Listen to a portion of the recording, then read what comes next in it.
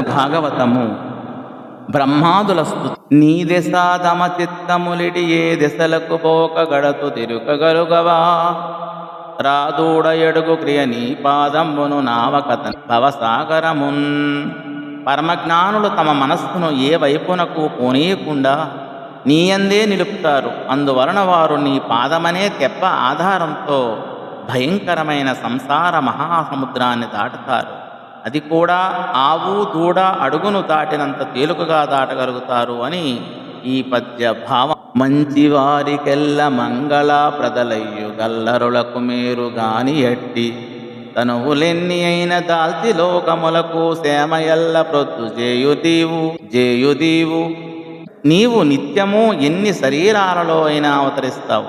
అలా అసంఖ్యాకమైన అవతారాలు ధరిస్తూ లోకాలకు క్షేమం కలుగజేస్తూ ఉంటావు.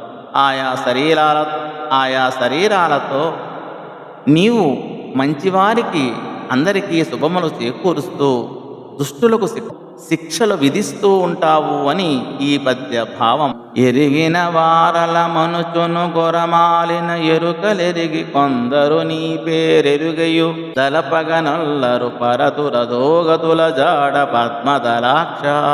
హరి, కొందరు జ్ఞానులము అనుకుంటూ దుష్టులై పనికిమాలిన తెలివితేటలతో నీ నామ సంకీర్తనం నిజంగా జ్ఞానులైన వారిని రక్షిస్తుంది అని తెలిసినా నీ నామం మననం చేయకుండా పోయి అధోగతుల పాలవుతారు అని ఈ పద్య భావము. నీవారై నీ దశతమ భావంబులు నిలిపి గనులు భయవిరహితులై ఏ విఘ్నంబుల జందక నీ వరలడి మీటి చోట నెగడు దురీసా. నిజంగా గొప్పవారైన వారు తమ సొంతం అంటూ ఏమీ లేకుండా నీ వారుగా ఉంటారు. నీ అందే తమ భావాలను నిలిపి ఉండటం వలన భయం అనేది వారికి ఉండదు.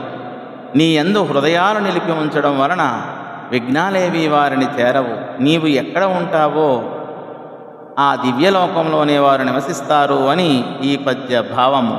ధన్యవాదములు.